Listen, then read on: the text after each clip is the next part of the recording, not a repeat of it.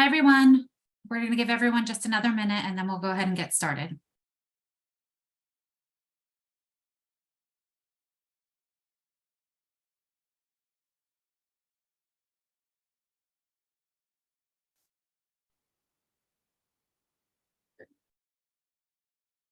All right. Looks like we're ready to get started. Everyone can see the slides we have up. Yes, great. So thank you for joining us today for our member benefit series, introducing our newest affinity partner program with WorkShield. My name is Laura O'Connor. I am CFMA's membership director. With us today from the membership department, we also have Kathy Wasner, Vice President, Member Services and Business Development. We're both so glad you're all here. So now I want to introduce our speaker, Jared Pope, CEO and founder of WorkShield, who will give us an overview of the WorkShield Affinity program and how it provides full service solution for workplace harassment, discrimination, and misconduct incidents. Now I'm going to turn it over to Jared for the presentation. Jared? Oh, thank you so much. And thanks everybody for their time today. I really appreciate it. So really excited to be a part of the CFMA, the member side of it. We really enjoy the construction industry. We have clients in the industry as well, and it's a great opportunity. So thank you all for allowing us to join here as well. So for those that don't know anything about WorkShield, I'll give you a little bit of the history of WorkShield and how it came to be. And part of that involves, I'm a recovering attorney, as I often like to say. And about 5 years ago, or just over 5 years ago, when the Me Too movement happened, I really asked the question, how do we help employers solve and address these problems with respect to harassment, discrimination, misconduct? How do we allow employees to speak up? But at the same time, how do we help employers, our clients, actually solve these problems? And more importantly, what's wrong with the system? And so fast forward 5 years, we created WorkShield. And to give you some history, we have about 140,000 lives, 150,000 lives on our platform today, with clients ranging from all different industries, but here specifically, the construction industry. And we've had a lot of success within this industry. But part of the questions we often get asked is, hey, Jared, when you think about WorkShield, what kind of is it addressing? What's the problem it's addressing? And can you give us a little high level of what it does? And one of the things I first often like to say is, the workplace, and this is a quote, is the workplace is just a microcosm of everything else that's going on. So in other words, whatever's happening outside in society, it's actually happening internally in your company. And so when you think about the history of what's been happening, some of that comes along to from the beginning of Me Too and Time's Up, all the way to elections in 2020, you got the COVID-19 aspect. Fast forward to 2022, you have ESG and DE&I. And then where we are today, you have the impending elections that are going to be coming up. You have the economy, you have the return to work, what's happening, what's not. And so oftentimes we get asked by executives and leaders and those that are in these positions to say, hey, is what's happening outside impacting us on the inside? And the answer is yes, absolutely.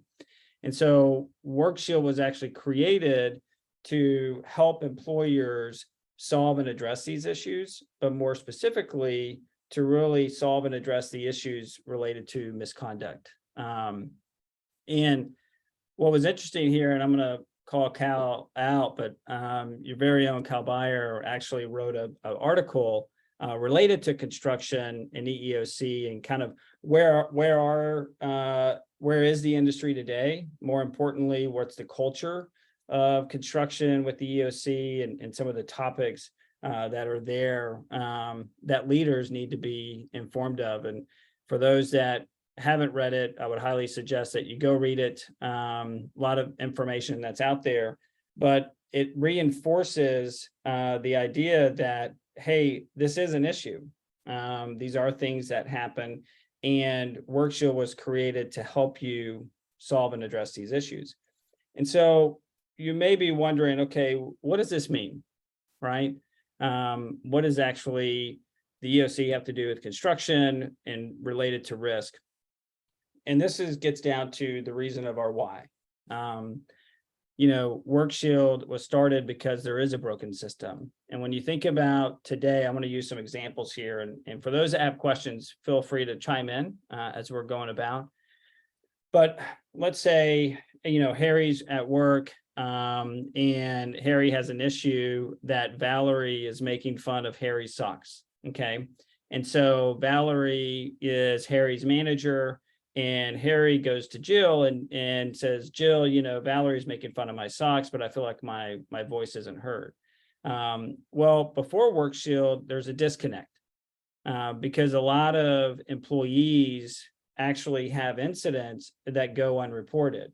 And so Harry, in not too long ago, and even today, would oftentimes feel like, geez, can I actually go report this? Because Valerie is my boss. And even though I told Jill, who maybe is my supervisor, am I going to get in trouble? Am I going to get retaliated against? Is there fear of retaliation? And so that's why nationally, 75% of the issues go unreported. And when you ask executives and leaders across the country, they'll even say, hey, we want to solve these issues. We just don't know that they're going on because of this fear of retaliation, this fear of ridicule, this fear of, hey, Harry, why are you raising your voice? Just stand in line, be quiet. And so when you think about these issues, it's a real problem. And so that's why most of the companies out there, there's 61% that have issues annually. And that's every organization that's out there. And when you ask the individuals, and these are all national averages, to where 1 in 3, so between Kevin, Harry, Kathy, Sandy, Melody, 1 in 3 of y'all are going to have or have had harassment or discrimination at some point in your workplace, just based on national averages. But the crazy part is that when you start talking to the executives and the leaders and the alignment of that company's values and the action they're taking, the end result is employees still don't have a voice. And the values that companies are taking aren't able to take hold. And so what WorkShield was created was an easy process for employers to not only allow employees a voice to be heard, but to actually mend that system. And instead of putting that onus back on you, the employer, to go investigate, we actually do the complete investigation. And that's what we realize the broken system is. And so what do I mean by that? Well, when you look at society in general, everyone has an anonymous hotline or they have a whistleblower line. And a lot of people will say, oh, we have this covered because if there's an issue, they're going to call the line. Well, based on national averages, 3 out of the 4 incidents won't actually be reported. Okay. And they're not reported because when you think about these issues, they're all balls of yarn. They're all strings of yarn. And so those anonymous hotlines will actually try to bundle them together into a ball. But guess what happens when all of a sudden, let's say Laura is looking into an issue, Laura pulls the red string on that ball. Everything gets tangled up, gets a little messy. And so in that messiness, that tangleness, what that means is everybody's got 9,000 other things going on. And so when these issues come up, they actually have to be addressed right away. Because if they don't, let's say Kevin raised an issue because Sandy, doesn't like, I'm just going to assume Kevin went to Texas A&M. And Sandy doesn't like the Aggies because she went to Texas. And so Kevin wants to raise these issues against Sandy, reports it to Melody, but Melody all of a sudden has all of these issues that other things she's got to do. And now she's got to stop that and actually go look into this incident. I think we could all relate to that is we always don't have enough time. And so what WorkShield does is really say, hey, instead of putting the onus back on you, the organization, what we do is we take that drama off your plate. And we say, hey, come report to us. We're going to look into it. We're going to investigate it. And generally within, on average, a week, we're going to have the whole thing resolved. And we'll actually do it for you. And we'll come back to you as the organization to say, hey, here are the facts, here are the issues. Now let's solve this problem. And we do this all through technology and the human voice that makes it happen. And so, and it looks like we may have a question that came up. Oh, no, it's just Cal saying thanks. You're welcome, Cal. But let me pause there. Are there any questions so far that we've talked about before I go further? Okay. So when you think about WorkShield in general, and I'll kind of re-summarize it, you know, WorkShield is a little of a process that say, hey, all of your workplace drama, we're going to take that off your plate. And so we're going to make sure that employees have a voice. We're going to make sure that it gets looked into by our WorkShield certified investigators. And then we're going to go back to you and say, hey, here are the facts, here are the issues. How do you want to solve this problem? And it's always your decision. And we have a pretty comprehensive platform, all the way from secure reporting. We're Sarbanes-Oxley compliant. We're also SOC 2 Type 2 compliant from a cybersecurity standpoint. Employees and organizations, they can report via their smartphone. They can go online as well. Or let's go back to an example. Let's say Jill is an HR or a manager. She sees something happening to Valerie, and she can actually report as a proxy as well. And I'll give you some data. And so over the last 5 years of WorkShield's history, you know, going back to that national trend of, you know, the issues that do get reported, of those issues that get reported, more than 70% are actually anonymous reporting. Okay, that's national average. Well, over the last 5 years, we reversed that trend. So of all the incidents that have been reported, we have over 72% of all the incidents that are reported are actually identified, meaning the person identified themselves to report it because they felt psychologically safe that their voice was actually going to be heard. And what's interesting about that 26, give or take a couple of percentage points, that were anonymous reporting, more than 74% of that anonymous reporting was what we call upstander reporting. So in other words, if Anna saw something happening to Jill, Anna would report as an upstander, although anonymously, because she knew that whatever was happening to Jill, it can't happen. And so we're really proud of that fact, because once the WorkShield platform is on, the data, the analytics, the ability for an employee's voice to be heard, but also you, the organization, to say, hey, when these issues come in, I know it's going to be taken care of. And it's going to be taken care of on average less than a week, which is pretty cool. So it's a pretty good data for those that like data and analytics. But also what's interesting is with our platform, you can run your own culture reports. You can see the cultural health of your organization. You can actually decipher which organization or department is having more issues than not. But you also have your own resource hub. A lot of times when being in HR and benefits and the history of that, a lot of times new ideas are brought together, whether it's risk or finance or HR. A lot of people are often saying, oh, geez, do I have to create all of this new stuff? Well, we do that for you, actually. You get your own resource hub, you get your own customized portal as well.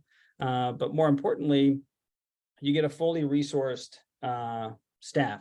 So when these issues do come in related to Title VII, related to harassment, discrimination, retaliation, you actually have someone that's going to take it in, investigate it, and then come back to you with that defined process in place to mitigate your risk, to make sure that every issue is resolved. So let me pause there. Any questions, thoughts, or comments so far? Okay. So I'll go through the way our platform works, and it's pretty simple. I'm going to use some more examples here. So safe, secure incident reporting, you can report on your phone. We actually have a digital ID card. So through your Apple Pay and Google Pay wallet, You can report through your computer or through our call center. And what's interesting about our call center is you might have experienced, for example, you call AT&T, right? And you have to press 9 different buttons just to get to a human voice. That's not WorkShield. So when you call, you actually get someone's voice on the phone because it's important that someone hears what's happening right away. So you can report all the time, 24/7, 365, Spanish and English. The second one is there's automatic notifications and communications that occur. So if you're the client contact at our organization, you can actually go in and know exactly what's happening through the investigation as well. And you can see exactly where it is and what's happening. But more importantly, you get this incident management and resolution, which on average is less than a week. And that's really important here. And here's why. When you look at today's litigation, right, in society, and you look at why the litigation occurs or why there's construction companies and the headlines of, hey, there's an issue here, the common denominator is always one thing. It's, I told my boss, I told my supervisor, they didn't do anything. I went to HR and I'm already 10 days in. And then it takes a little bit longer because they're underworked or overworked and underpaid. And so they don't necessarily have time. And then by the time it's actually done, which is around 30 days on average of national average, by that time, the individual, so let's go to an example here. If Jill had the example and filing an incident and nothing happened for 30 days, and so she had to continually go back to work every single day with the issues that are occurring, Jill's going to think anxiety, resentment, contentment. Does my company even hear me? Do they value me? Do they see me? Do they even want to resolve this? And all of that leads to, you know what? I'm just going to sue them. And that's it, because her voice actually isn't heard. With WorkShield, it's actually different. And because we resolve these on average less than a week, we actually see with our clients decrease on the turnover side, meaning more retention, increased productivity, and a greater culture all the way around. And then last and foremost, you get the data and the analytics that are streamlined directly for you. You can see trends, patterns, get insights all through our platform. That's easy to use. And then here's an easy way of what it looks like. Again, this is all our technology. It's all online. It's automatic for you. To give you some examples, within the construction industry, we have a lot of clients in the construction, manufacturing, distribution type space. We can actually onboard a client in less than a week. So here recently, for those that know of clients, so we had a 3,000 life group that we onboarded in literally 4 days. Because the best thing is there's no IT integration as well. And we do that because if Sandy has an issue and let's say Melody is, retaliating against Sandy, is Sandy going to use her personal email to file an incident or her work email? And I think we would all agree Sandy would probably use her personal email to file that incident. But as a client contact, Sandy would need her, if she was a client contact, would need her company email address. So that's why we don't need any IT integration. There's no implementation fees as well. It's a straight per employee per month. And then you get everything turnkey for you all in less than a week. So when you think about WorkShield, I know some of y'all may laugh about this, but when you think about WorkShield, you need to think about, we're a little like TNT. We love drama. And so our idea is to take that drama off your plate, to mitigate your risk when these issues do occur. And when they do get reported, to actually look into the incidents, investigate the incidents, and come back to you as the organization and help you resolve these, all with no money, no attorney's fees, no payout whatsoever. And to give you some data, last year alone, we did roughly, I think it was almost 1,400 Title VII investigations. Our average turnaround time was 4.7 days. from start to finish. So if it was reported on Monday, it was resolved by Friday on average. And none of our resolutions and none of our clients have ever paid out any fines, penalties, settlements, attorney's fees, or been sued whatsoever. So I'll pause there. I think we're almost up to the end of just kind of the quick overview of what WorkShield is, but happy to answer any questions, thoughts, or comments.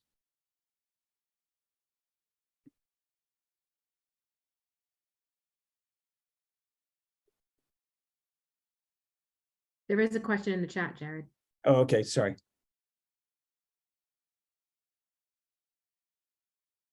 Describe in more detail the cost difference between using WorkShield and using outside. Yep, Debbie, good point. So with WorkShield, WorkShield has a price of basically $3 per employee per month. And so when you use WorkShield, that covers everything.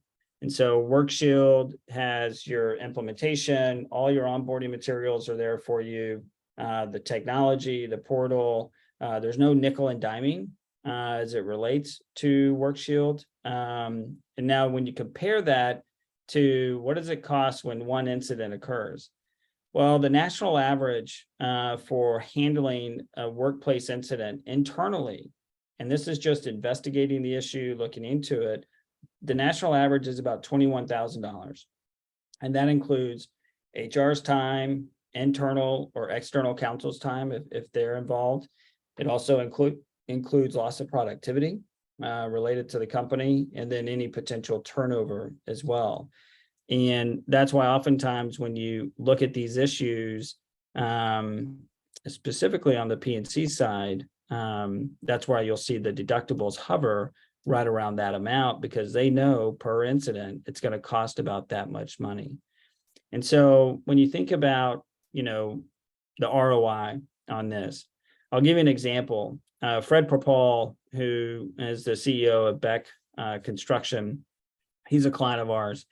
And when he was looking at WorkShield, he said, well, geez, not only can you resolve the issues faster, but he actually looked at it from a risk and reputational risk mitigation perspective.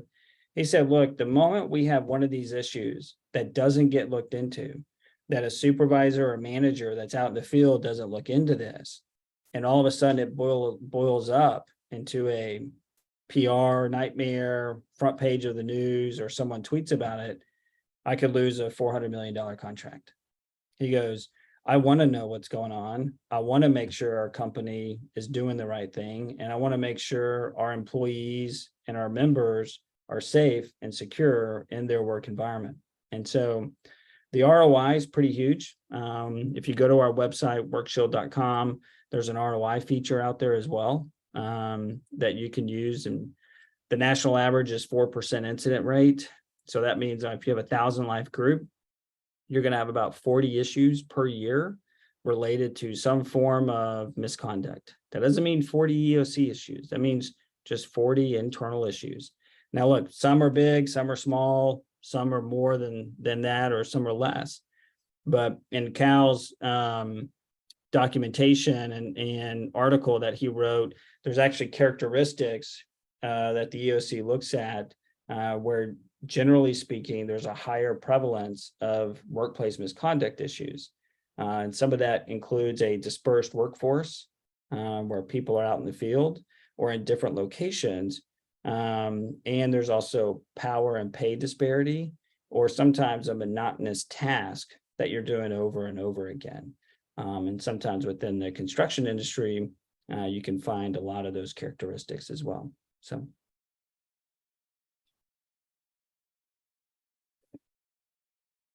All right, Cal, open it up to you to share your thoughts. If you have any thoughts from your perspective on the construction and the EOC as well. Hey, Jared, thank you very much.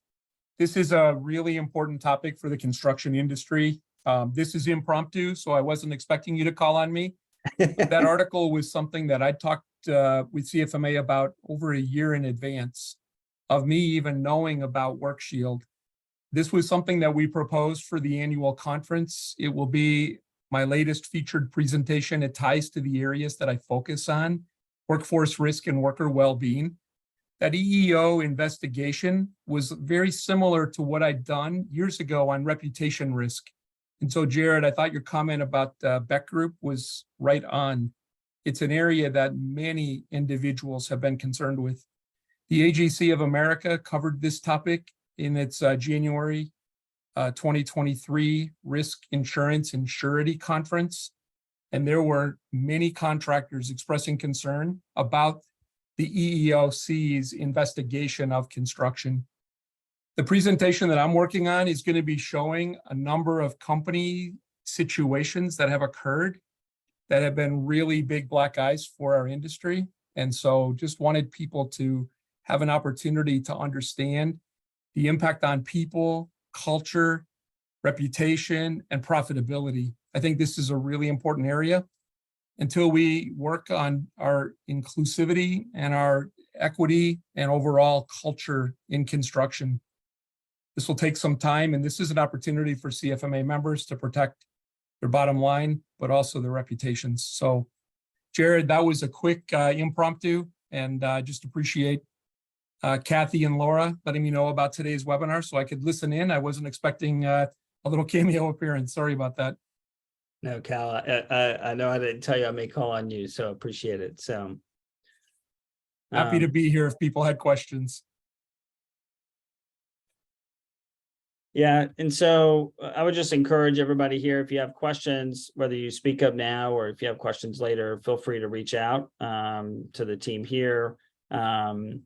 We can be happy to send this out as well. Reach out to Cal. Also, feel free to reach out to Kathy or Laura should you have any questions, but we're here to answer them.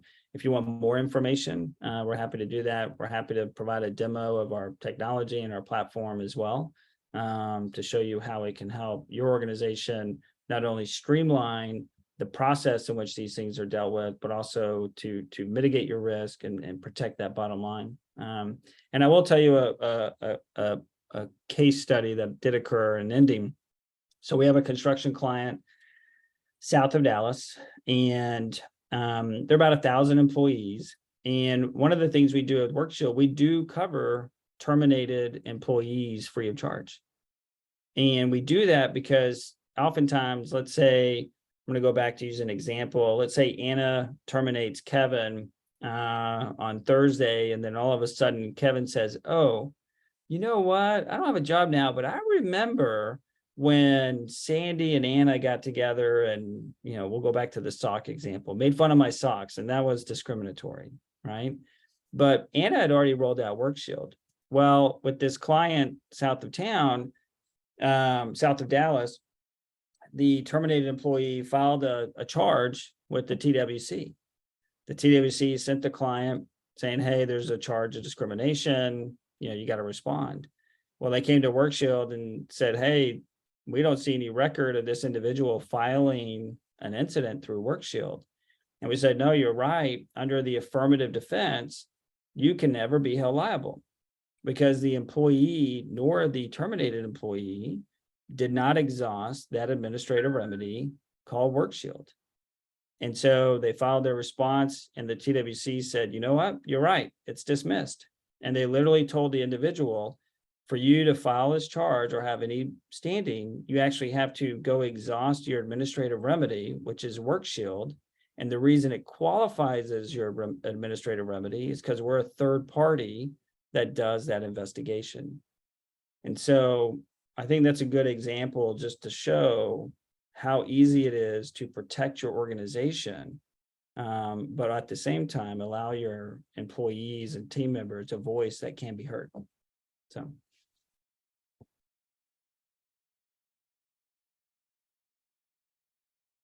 Laura, Kathy, happy to go dive in some more, but appreciate the time and love to open it up to more questions if anybody else online has any questions or thoughts or comments.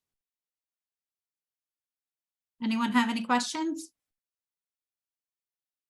If not, Jared has agreed to share the slides, so we can send that out along with the link to the article as a follow-up, and then you can send your questions either to me or directly to Jared at that point. So thank you so much, Jared. That was a lot of information. Very interesting. So quickly, I want to show everyone, if I can share my screen now, where to access the affinity program member benefits. Can everyone see the CFMA website there? Yes. Okay, so you're going to want to log in at this blue login button on the top right. And once you're logged in, you'll see the second menu here. It'll say my profile and give you the log out option. That's how you know you're logged in. You're going to hover over member benefits, go down to discounts, and this is where the affinity programs are located. So if you're interested in learning more about the WorkShield program, you can scroll down to the bottom here and you will see the WorkShield information. There's a link to an email address, and you can also click here, which will take you to their portal, which is where you can input your information for more information directly from them. And you can also, it's their website, so you can research anything that you're interested in there. So I wanted to make sure y'all knew how to access that. So thank you all again for joining us today. The next session in our member benefit series Zoom meetings will feature CCIP certification on August 21st. So I hope if you're interested in that, will consider joining us then. We'll send out the details as we get closer to the date with registration information.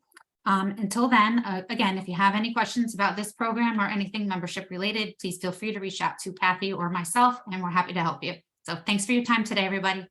Have a good day. Thanks, everyone. Bye-bye.